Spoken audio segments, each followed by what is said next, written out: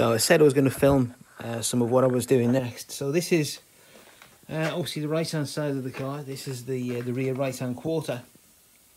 And normally obviously you'd have a quarter light window in here, or a rear quarter light window. And you can see just why these cars rust so much. This is, I think this looks like original factory paint, to be honest with you. And it's just flaking off. I mean, everywhere you look, it's all flaked off here. That's the original primer that you can see up here. Water gets inside and yeah, it wrecks it. Actually, now I'm doing them a disservice. This is not the original paint. That's the original paint there. There's the Balmoral green. I think it's Balmoral green. And there's Minky crack green. And God knows how many layers of polyfiller they've put on it. That's it. That's not polyfiller that you put in your walls. It's polyester spray filler. Okay, so I'll finish drilling these out. This is where the rivets go. This part is actually included in that that blue quarter panel, which I bought from the scrap car, which is just over there. All that's actually included in it. And if we just go and have a look, I think we'll see it's probably in much better condition. Yeah, there you go. It's mucky, but it's fine. It's not all crusty and full of holes and things, other than the ones that are meant to be there. So it looks like initially my cut line is going to be somewhere inside here, because it's, you can see that part, if I pull that back, that's quite solid there. And I included the other panel right down to here somewhere, so I can actually include this, all of this within the cut line and within the new panel. A little bit of water been getting in there, you can see it's done there. So obviously this is going in the bin anyway. We'll keep it though, because just to remember that it's actually been here, and that we're going to need a new piece of vinyl to replace it. It's obviously no biggie. So yeah, at the moment looking at basically cutting all of this out, I think, unless it turns out to be a lot more solid than it looks. Okay, onwards, bring it back as soon as I can. Okay, now here on this top drip rail, that's this here, I'm thinking of deleting that anyway and just leaving it off. It's actually in pretty good nick, so I'm not going to wreck it getting it off. I've always got the option to put it back on when the thing's all painted. But it comes off just by drilling out, I think it's drilling out, yeah, it'll be drilling out these, maybe you can see, there you go, drilling out these rivets underneath. It's pretty thin stuff. So we'll see what the actual drip line of the edge of the roof is like underneath it. It's all been off before, so obviously someone's painted this thing and done a reasonable sort of job. The materials that they had. But anyway, yeah, so I might well delete this drip rail anyway, but for the first thing we've got to get it off and see what's underneath it. And anyway, to fit the that blue wing to this, we need to be cutting up here somewhere anyway. So it's got to come off. You can see. Right, so now I'm going to use this, a plastic scraper, and I'm going to use this to lever off the edge. Don't want to damage it. Again, I might actually use it, and if I don't use it, someone else can make use of it somewhere. If not that, I'll use one of my trim tools, which is basically this, but bent into a hook in various shapes to remove delicate things without breaking them. Right, I'll bring you back when this is off. And there it was, gone. Same sort of deal underneath, not massively rusty, not all rotten, just crappy really. That paint job obviously didn't stick. Obviously the prep wasn't quite as good as it should have been. Interesting though is that this major rot here, okay, there's a bit here, but it seems to stop. So the integrity of the top of this panel may well be okay, I don't know. And just for your interest, there you go, that's the drip rail. You see it's absolutely fine, and if we do decide to put it back on, we could do.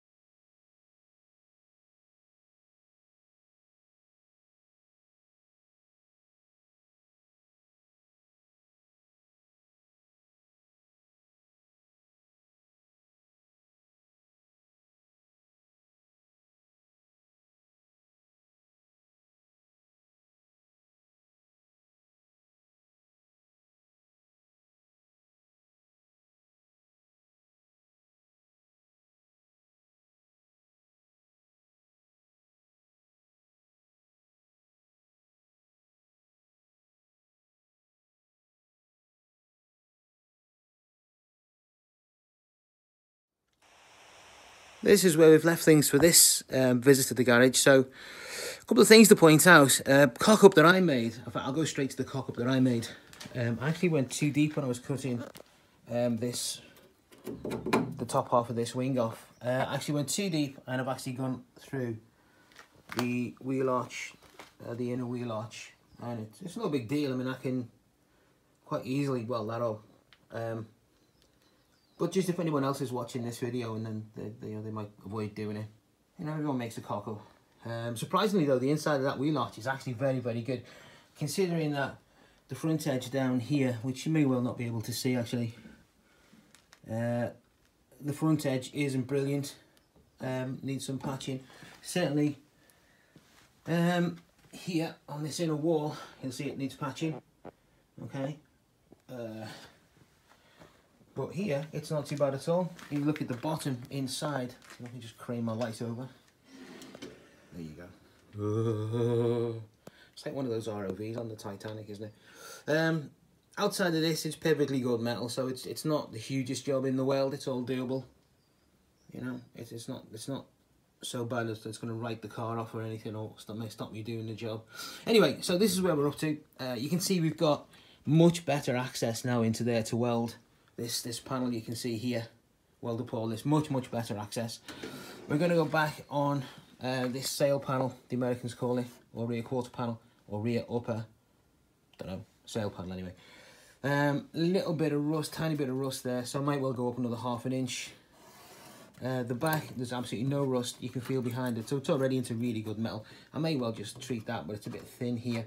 Anyway, so that's all into good metal now, which is good because this is where the big fuel filler is going to go. What I'm going to do is take the upper part of this panel and reinforce it with the one from the blue panel. I'm going to bond a piece into the back. It's going to be exactly the right shape, exactly the right curvature, and that'll give me just a little bit more strength to put this the fuel filler cap on. We can bond that in before we weld this seam up. We're going to obviously need to cut out this here. This rot. Still don't know whether I'm going to de-seam the top of this. I think I may welding. It's going to be an awful lot of work just to keep the seam along the top, even though it's pretty good on the other panel. I'll show you in a second. But I quite like that de-seamed look, at least on the back anyway. Cut on the inside. You can see it's not massively even. And there's no real reason for it to be even, because this was just basically to separate the panel. There you go. And what we do, to give you an idea of the order of events, basically to get a patch panel to fit, what you do, obviously I've cut this now to separate the panel. Imagine this piece here is part of the new panel. What we do is cut it so that it actually extends further into the car than this.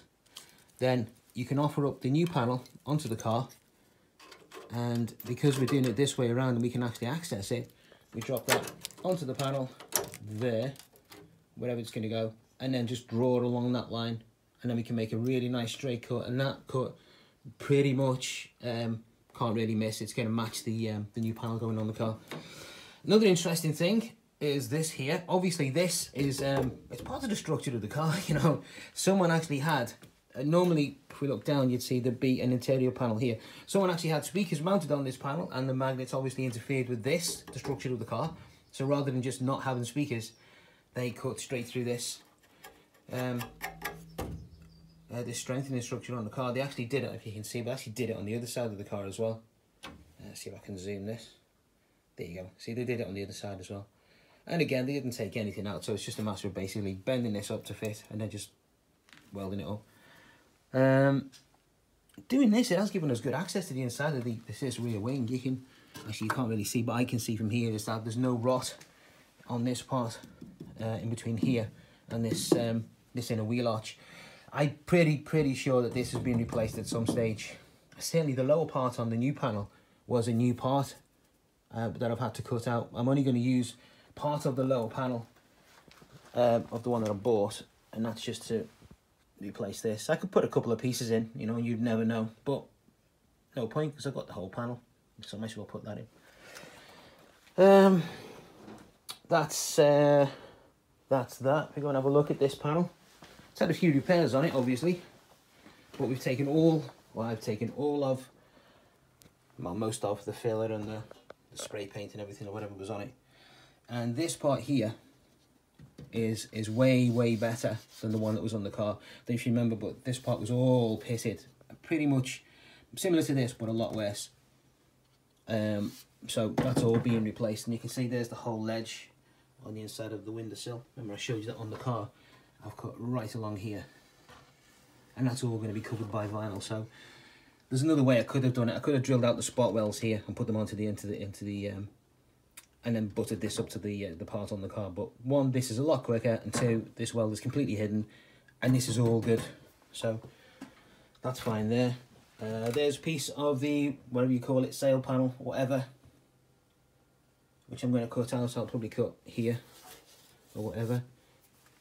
And you see the rest of this is pretty much rust free, and that will give me the new line along the side of the car. As I say, it's had a few repairs, but it's from a 60s car, so it's no big deal. So just to recap then, sequence of events for the next job on this is basically, I'm going to continue with this upper panel and make the new, the replacement panel fit. So that will all be done. I'm not going to fit it to the car yet though, because again, just remind you, I need the access to finish the welding on the inside. I've also got the front edge to finish on this rear wheel arch here. So stick it down here. There you go. You can see that it's partially done, but I just need to box off that bottom edge and put the filler panel in there. And the reason I'm doing it in this order is that I need to put a dog leg on here. And before I put that dog leg on, I needed to know how much of the replacement panel I was going to put in to fit the new dog leg panel. I really didn't want to cut it and then realise I'd taken too much off. But that's pretty straightforward what needs to be done in there. And then you'll see, as you saw inside the car, you might just see, there you go, you can actually see the ceiling of the garage. We'll do that part. And then what I will probably do while we've got access is seal in between this panel and this panel. Pop as much primer down there as I can, maybe some seam sealer. There's no rust down there, I don't think, so it's basically just to check that any condensation that drips onto this panel, which it's bound to because it's going to be an enclosed area, runs down here, will just be landing on top of POR 15 or seam sealer or something. It's never going to get to the actual metal of the panel, and this inside face inside here is really good. Paint up all of the inside of this with some epoxy mastic or POR 15 or super duper primer, or I don't know, whatever. Gravitex seems to be the favourite thing because I've got loads of it. And then we'll fit this this area down here, which again, the reason I'm doing it in this order is that underneath, you probably remember I need to fix the rear spring hanger, which is basically all along that right edge seam that you can see there. So I'm obviously going to be cutting that panel out to give me access to that, and I might even be able to weld it from above. The sides of that spring hanger look pretty good, so I may well be able to cut some pieces out, fabricate a box section to sit on top of much stronger steel that will keep all of the dimensions correct and strengthen it all up. It's never going to go again. If this was a concourse car, I'd be doing it slightly differently, but it's not a concourse car, so I'm happy to be doing repairs that are actually better than is actually in the car originally. And then there's a couple of little bits and pieces to patch up just along this edge. Vast majority of that edge there, the inside of the boot, you can see where we are. Vast majority of that edge is actually pretty good.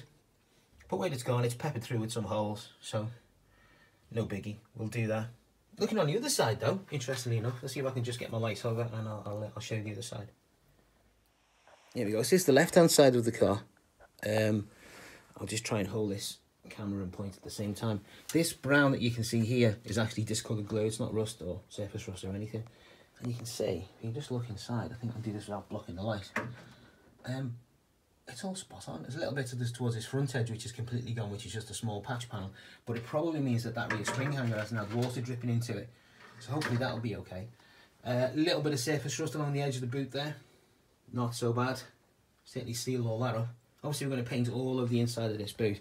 Once it's all had this rust ground off and treated, I'll prime it all, and I think the rust spots I'll do in POR 15, scuff all of it, prime all of it, give it a coat of epoxy primer, and then we'll probably put some U-POL Gravitex over the whole lot. It's really strange that it's obviously you can see from here even that that side is obviously gone right through. This side is spot on. The right hand side, there you go, that's a seatbelt mount there. I think that's probably been repaired before, but obviously that's fine now. And this side is buggered, so it's just a matter of cutting it out and putting in a new seatbelt mount. And if that one's no good, I'm sure it will be, because it looks like it's best part of 1/4 of an inch thick. If it's not possible to put the old one back in, I'll just turn one on the lathe and make a new one, because I need to put a couple more mounts in, because I'm actually going to hopefully put a 5-point racing harness into this. Always been that I can find racing seats that I can actually fit my bum into and out of. Yeah, so this left hand side is a lot better. You can see, hopefully, there's some bubbling along this edge here, which obviously indicates that it's rusty inside, but that's more or less because this seam's probably opened up. I think that I'll probably just de-seam it, because it means I'm not wasting my time trying to recreate this edge. So I'll just cut it out, flat piece of metal into there, seam weld it right along the top, and then just shape the seam weld so that it matches the profile of the top of the wing. Little bit of bubbling here again, not the hardest part in the world to fabricate, but it really doesn't need a complete wing for this side, even though I've actually got the best part of that wing anyway, from the donor car that we cut up, the blue one. So if I do need any bits for there, it's fine. The main part of this is things like, I don't know if you can actually see, it's quite dark, but you can see how thick the spray-on polyester has been for this. It's been like U-face, I think it's reface or something, U-pol reface, something like that. And the surface hasn't been prepped properly, so it didn't stay. Reface is absolutely fine to use. It's like spray-on filler, really. It's thick for a paint, but it's thin for a filler. And I think they've just gone mad with it, and they haven't prepped the surface properly. You need to get rid of any rust on that metal surface before you put any reface on or prime it or whatever.